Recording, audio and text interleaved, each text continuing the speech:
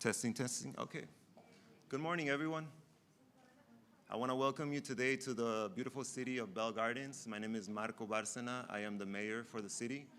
And I want to also welcome Mr. Gavin Newsom, the governor of California, together with his wonderful staff.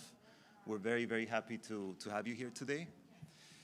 The reason why we're here today is to really celebrate the support that the governor has been giving us together with the state, more specifically the Fair Housing Foundation and the assistance to our renters here in the city of Bell Gardens. We have been providing rental assistance, and that is an effort that has really gone a long way in the city of Bell Gardens.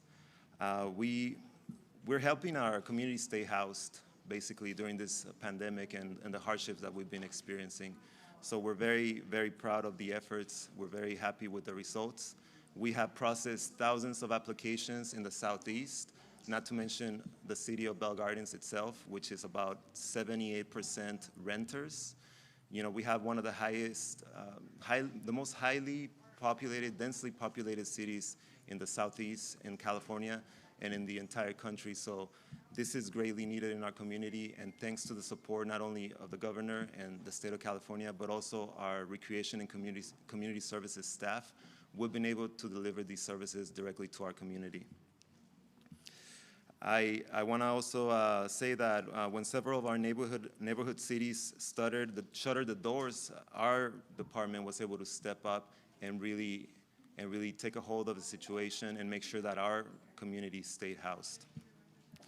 Having said that, we would like to again welcome everyone here today, and I like to invite to the podium the Secretary of Business, Consumer Services, and Housing, Lourdes Castro Ramirez.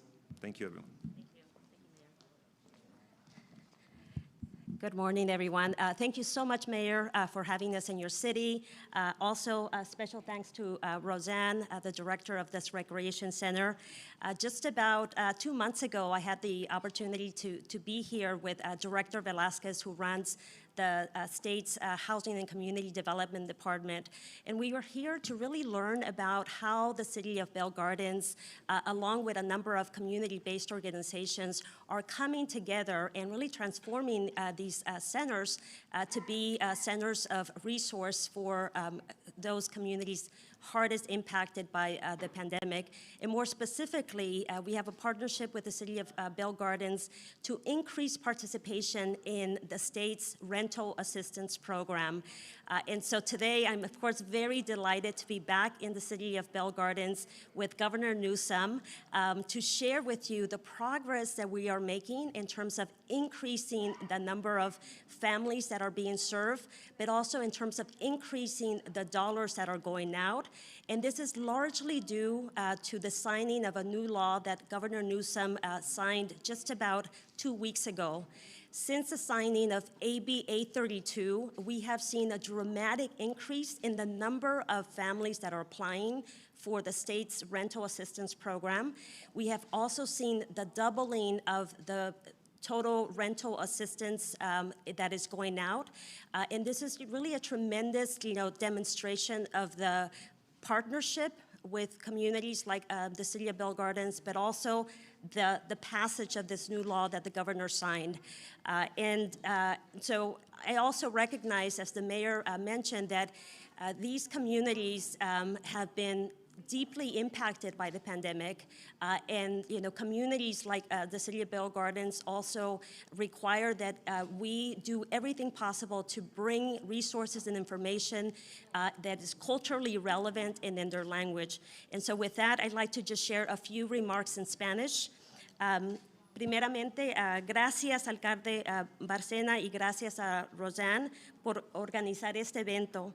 Hace poco más de un mes estuve aquí en la ciudad de Bell Gardens con miembros de nuestra red de socios locales y escuchamos acerca de la necesidad de mejorar el acceso al programa Ayuda con la Renta para inquilinos y propietarios.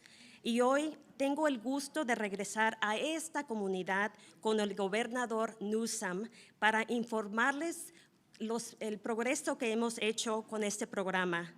Gracias al gobernador Newsom y a la legislatura estatal, contamos con una nueva ley que va a ayudar a expandir el programa de ayuda con la renta. Dos puntos muy importantes de esta nueva ley es que cubre el 100% de la renta y de los servicios públicos atrasados y futuros, y que extiende el periodo de protección contra el desalojo hasta el 30 de septiembre. Este es un gran paso hacia la recuperación económica equitativa de nuestro estado. La misión de este esfuerzo es de borrar la deuda de la renta a corto plazo y de brindar apoyo continuo para proteger a inquilinos y propietarios. Desde que el gobernador firmó esta nueva ley de asistencia con la renta, hemos visto más personas aplicar para el programa, hemos visto más dinero llegar a los hogares para prevenir el desalojo, hemos visto más participación de las comunidades más afectadas por la pandemia y como sabemos, la comunidad latina sufrió bastante durante esta pandemia. Y por eso es muy importante que este programa llegue a estas comunidades. Pero aún queda mucho trabajo, ¿verdad? Aún tenemos mucho que hacer.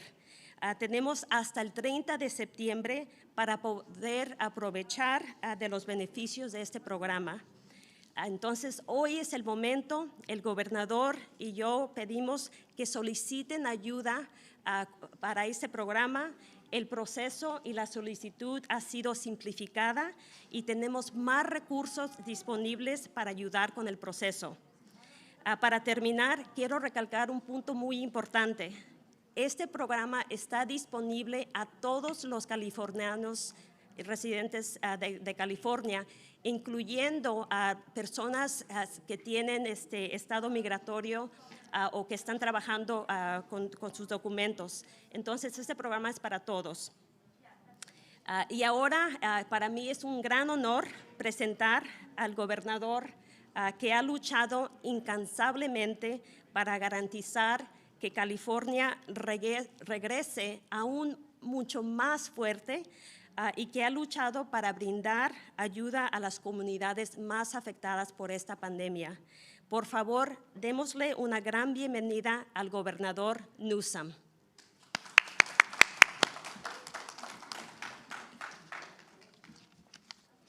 Thank you, Madam Secretary. And before I speak, this is the proverbial audible, and I'm really grateful to community members that have become beneficiaries of this program. And we were having a little private conversation, though reasonably public, with all of you looking on, but you're wondering probably what we actually were saying and talking. So I asked them if they would be willing just to talk a little bit about their stories and about this program and its impact, and they graciously agreed. And so thank you both, and I don't mean to, no pressure, and you don't have to share too much of your story. I know, yeah, but you know, I know you do this all the time, and so if you'd like, maybe just come up and tell us a little bit about your story and why you're here. And I'm doing it selfishly because I told them both that there's not much we can say that they can't say better and more powerfully about the impact of this program, because there's still a lot of people that don't know about it or don't even believe it when they do learn about it. Yes, that's true. Good morning. My name is Jennifer Estrada. And on June on the 30th, I went to apply, and it works, and it's real. They paid for my bills. They paid 2 months' rent I was behind, plus they're paying till September. People don't believe it, but it does work. It is true. It's not like you're going to keep the money because they pay it to the landlord. So it goes directly to him, so nobody could be thinking, oh, they're going to just steal money or anything like that. And I'm one of the ones that is proved that the Housing Foundation does work, and there is money out there to get help, and we get to sleep better at night. Thank you. My name is Carmen Nares. I'm from Southgate. I applied last week at Huntington Park for the fair housing, and they've helped me. I didn't believe it either. I didn't think it was true. It's true. You guys have to apply. They're going to help you. Don't not do it. We all have to do this because it's true. We're going to need the help. So go out there and apply, guys. And forgive me, but you had rent Yes, back I've January. actually didn't pay my rent since January, so I'm getting a lot of help with my rent and with all my bills. I'm just so thankful for everything that they're doing for me. No, that's Yes, wonderful. thank for you. sharing. Thank you. I appreciate it. Thank you. Thank you. So, thank you both. Look, as I said, it's one thing to intellectualize this, one thing to talk about this program in the aggregate, but behind each and every person that's filling out an application behind me is a real story of people impacted by this pandemic over the last 15 months. This has been an incredibly challenging 15 months, and we're not out of the woods. COVID's not taking the summer off. It's not behind us. You're seeing what's happening all around the world, and now increasingly all across the United States, and even here in Southern California and other parts of our state, we still have a lot of work to do. So the impacts are still being felt, and they're very real. And that's why we put a program up, which is the largest now in the nation, $5.2 billion to pay 100% of your back rent to April of last year, and to pay 100% of your rent through September 30th of this year if you've been impacted directly by COVID-19. This is available to all eligible individuals and families, households that earn anywhere from 50 to 80% of federal poverty. Family of 4 in LA County, around $95,000 a year, eligible for this program. 100% of your back rent taken care of, and a program which adds an additional $2 billion on top of the 5.2, an additional $2 billion that provides support to pay off your utilities, to pay your water bill, your electric bill, and as you noted, your internet bill as well. She said, don't forget about the internet. Now, that said, only 41% of people in this community have access to the internet. And that's why a lot of folks are not aware of this program. And so we have work to do, and that's what these partnerships are all about.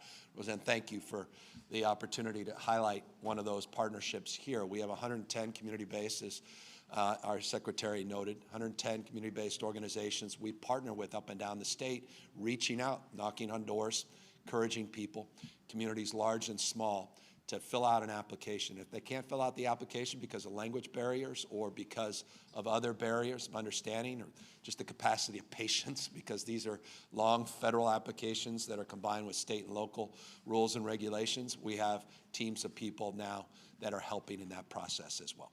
Over $1 billion now has been requested, $1.02 billion as of this morning has been requested under this program.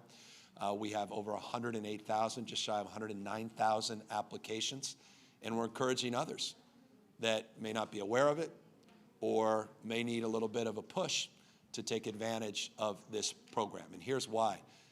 After September 30th, the likelihood that we're going to extend an eviction moratorium is very modest. We were able to extend it beyond June 30th, and we talked a moment ago about the stress because she was under that June 30th timeline and literally got in on June 30th and didn't know that the state was able to extend that moratorium, but was under the assumption it was not going to go, as was her landlord. But September 30th, we were able to extend it, but the likelihood of moving beyond that diminishes every day, particularly as the economy comes roaring back, as it has in this state, but not for everybody. So we're here outreaching. We're here to remind people of the power and potency of this program. And for those that do have access to tools and technology, housingiskey.com. Housingiskey.com. We now have a much better website than we did a few months ago, much more culturally competent in language. We have reduced the paperwork and time to fill out applications, and we built more robust partnerships with community-based organizations all up and down the state. Mr. Mayor, thank you for your leadership here in Bell Gardens. Thank you for everything you've done in partnership with your Recreation Department to have a multi-use center like this operating on all cylinders. We were with young kids in a summer enrichment program behind all of you a moment ago. You see the kids outside running around in a safe environment. You've done amazing work here in terms of testing and outreach on vaccinations, and of course here now filling out applications. This is what it's all about, connecting dots and bringing people together. So we wanted to highlight this critical program, and we want to encourage folks that may be on the fence or not believe it is real. 100% your back rent paid off going back to April of last year, not this year, and we'll pay your rent going forward through September 30th of this year and help with an additional $2 billion support of water and electric and internet bills, all utility bills as well. So that's why we're here, to promote that program. And we're also here mindful in closing that this Delta variant, which we were able to sequence genomes last week, and we announced last Friday that 43% of all the sequenced genomes are the Delta variant. This Friday, we'll update those numbers. You're seeing all across this country, and as I noted, around the rest of the world, the Delta variant becoming the dominant variant. Much more easily transmitted and much more impactful, particularly those who haven't been vaccinated. Those that are in the hospitals, those that have died, overwhelmingly are people that have not been vaccinated. I cannot impress upon you more the power of getting vaccinated. If we want to extinguish this pandemic, this disease, we've got to get vaccinated. Period, full stop. You're seeing again around the rest of the world. Read the headlines in Indonesia right now. Read the headlines in Portugal right now. Read the headlines in the United States of America right now. We have got to do more. And so this state is not just doubling down, we're quadrupling down in terms of our targeted and strategic and surgical outreach, GOTV, get out the vax programs, vax to school strategies, community-based organizations also knocking on doors, reaching out where people are, more and more trusted, real trusted messengers, not elected officials, doctors, members of the community, giving people the tools of information and knowledge. So I just encourage people as well, take advantage of this program, take advantage of free vaccinations regardless of your immigration status. Final words, the program we're promoting here today is available to all California residents regardless of status as well. Happy to answer questions. Governor, you just answered my question. I was going to ask about immigration status. My name is Cecilia Bogran. I'm with Univision. What other requirements are there? Can you go through them and the final date to apply? Yeah, well, when you have your secretary here, I'm going to take advantage of having her answer that. Yes, so again, a very important point that the governor made, right, that this program is available to all California residents regardless of immigration status. We are accepting applications on an ongoing basis. The eviction protections are in place through September the 30th, and so it is our goal that everyone that needs this assistance submits an application now. As the governor mentioned, the website is housingiskey.com. We also have a toll-free number where we have operators in different languages that can assist with the application process, and that number is 833-430-2122. And so again, apply now. We have the resources. We have the $5.2 billion. The state's program is, currently in terms of total requests, we just surpassed the $1 billion mark, but we know that there's still much more need. And I want to just build a few additional points. In the latest iteration of this program, we also provided additional protections, and this is important for folks that are no longer in their homes but still owe their landlords money. We now have the ability, if you've vacated the premise, to be able to pay off that debt to your landlord. We also have a judicial process that will be in place post-September 30th to help folks with their credit rating and to help through the process of adjudicating claims. So there were additional protections that are provided with this latest round and latest support of resources, language that legislature, to their credit, advanced. And I want to just thank legislative leaders for all their hard work on this program as well. Governor Newsom, Salvador Duran with the Univision Network. Two questions. The first one is, somebody that's been struggling to pay their rent and are at a point where they won't be able to make it next month and the following month, can they still apply? And question number 2 is, $11 billion is a lot of money. Why do we still have a homeless problem? Well, we haven't implemented the strategies and plans, meaning we haven't appropriated the dollars yet. This Thursday, I expect to receive a bill that will provide $12 billion for investments to address the issues of homelessness, its root causes, not just strategies to address situationally the challenges of homelessness. There's no greater dot to connect, however, than what we're promoting here today. If we see mass evictions, we've then seen something we will have seen something we've never experienced in our lifetime, and that's number of people on the streets and sidewalks that will overwhelm. That's why this program's so important, and why people, to your question, that are struggling now, that have been impacted by this pandemic, are eligible. Even if they've been able to barely pay their rent, but are struggling right now, through September 30th, if they can demonstrate direct impact from this disease, then they're eligible for support. We don't want to see people game that system. We don't want to see the abuse and fraud. That's why it's a laborious process in terms of the application. We're mindful of that, but we are here encouraging folks to take advantage and just learn more about their circumstances, and they have nothing to lose by checking in to see if they are eligible under those circumstances. Governor Newsom, Alina Bobian with KTLA-5. My question is regarding what happens after the rent relief expires. What is your plan for affordable housing? Well, we have a very comprehensive strategy on housing at all income levels. Let me be specific to the last question and then extend it more broadly. We have a $12 billion housing and homeless strategy specifically focused on those most vulnerable and most in need in the state. $2.2 billion of the $12 billion is for behavioral health housing. It's the largest investment since we started to dismantle that system in the 1960s and 70s here in the state. We're providing $6 billion of the $12 billion for a program called Home Key. You may recall that last year the state did something unprecedented in U.S. history. We were able to procure and put into escrow in 5.5 months over 6,000 affordable permanent housing units to make them available in just a 5.5, 6 month process, to make 6,000 housing units permanently available to formerly homeless individuals. That program was predominantly federally funded, was shy of $900 million. The budget includes $6 billion to build off components of that program and expand additional components for not just affordable housing, but subsidized housing for tens of thousands of additional Californians.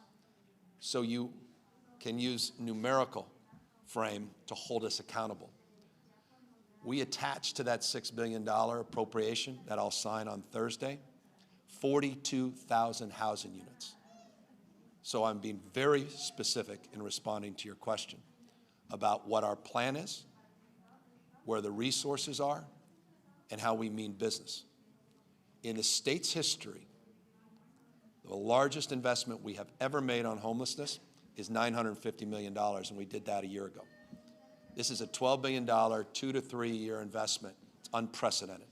We have strategies, plans, and we have the political will to do things this state has never done in the past. That's just one component of the housing package. There are billions of dollars of additional supports to jumpstart housing that's been approved, but it's looking for tax credits and financing, as well as focusing on streamlining housing development up and down the state of California. I've signed over a dozen CEQA reform bills. We have done a lot on ADUs. We focus on density around transit corridors. We still have a lot more work to do on accountability at the local level. And as you know well, I was a particularly unpopular governor suing one of our cities 2 years ago because they weren't producing housing and they were abdicating responsibility as it relates to their own stated goals to develop housing at all income levels.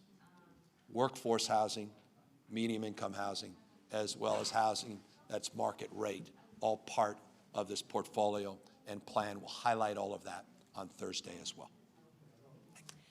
Governor, Rachel Brown with ABC7. Just wanted to know if you could quickly take me through the timeline. How quickly can a renter or a landlord, from the time they apply online or call, expect to receive the funding? Have you guys gotten your money yet? You're working on it. All right. No, so all right. So this is good, right? Full transparency. Let's talk, Lord. Yes, the goal that we have is to be able, from the moment the application is submitted and reviewed, to be able to disperse dollars within 30 days. That is the goal that we're working towards. AB 832 enabled us to make a number of significant changes to the program, to simplify the program, to get to 100%, and then also, of course, to extend the eviction protections. And, one note that is very important that was shared with regard to the importance of this program to those households most impacted. What we are seeing in terms of the households that are applying for this program, 84% of all households are making below 50% of AMI.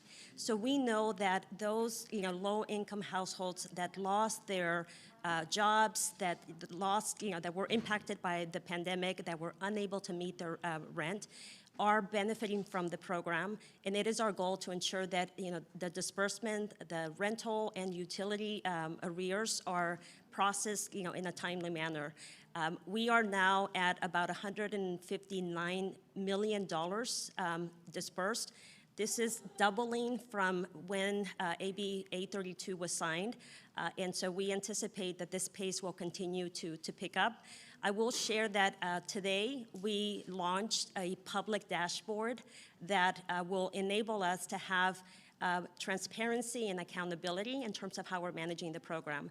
So if you go to Housing is Key, you'll also be able to access the public dashboard that shows the number of applications coming in, the total amount requested, the total amount of households that have been served, and the total dollar amount dispersed at the state level for the state program, but also at the county level. 30 days from submission or 30 days from approval? Our goal is 30 days from submission. Now, it is really important. I think one of the comments that was made earlier today in terms of the experience, we encourage tenants to work with their landlords, because when we see that the tenant and the landlord working together, it really facilitates the process, because there is documentation that has to be submitted, right? We built in a number of controls and integrity measures into the program early on, and what makes this process move more quickly is complete application and working together with your landlord. In the event that the tenant cannot get the landlord to participate, the tenant can apply for the program on their own. So that was another significant change of AB 832, that tenants can apply directly to the program, landlords can apply directly to the program, and they're both eligible for 100% of rental arrears back to April 1st of 2020. Great. That's the goal, but let me just highlight this. This is stubborn. It's a very good question, because some people have paperwork, some people don't have paperwork. Some people have a lot of interesting rental arrangements.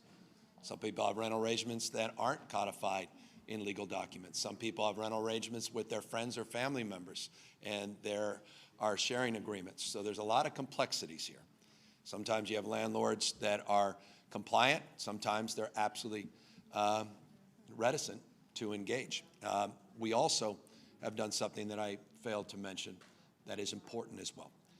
Some people took advantage of this program when it didn't provide 100%. It's 25 or 80%, depending on your status.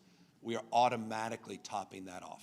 You don't have to come back and reapply. We're taking care of everybody that went in that other program, previous program, and providing 100% pursuant to this program. Forgive me. Hey, Governor, Cara Finstrom with KCBS. Last question for you. Oh, thanks. Could you just address a little bit from the landlord perspective? We're talking a lot about the renters, but the help needed by landlords as well, and the impact this should have going from 80 to 100%. Yeah, I mean, at the end of the day, the landlords are the recipients of all these dollars. So there's no greater beneficiary than the landlords themselves. And let me just acknowledge the obvious. This notion that every landlord's greedy and some corporate landlord is nonsense. Vast majority of landlords in this community are small landlords that are paying their own mortgages. And they put everything on the line. They leveraged everything for that home, that dream, and the opportunity to generate a little bit of income.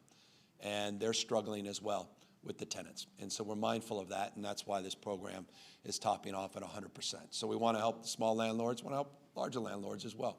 We want to see more housing production in the state. We want to see more rental opportunities in the state. We have a supply demand. We have an Econ 101 problem. Supply, demand imbalance, not that complicated. And as a consequence, we want to encourage more people to take risks and invest in housing and to invest in rental housing as well. And so that's what this program's about, and we're mindful of the needs of renters as well as, you note, landlords. With that, we're grateful for this opportunity. Thank you to my two superstars for sharing their story. And one's missing. I don't know if that's a good sign or bad sign. But and thank you to the mayor. Mr. Mayor, thank you for all your hard work. Roseanne, thank you so much for all your incredible work here. And to our wonderful secretary, thank you all very, very much.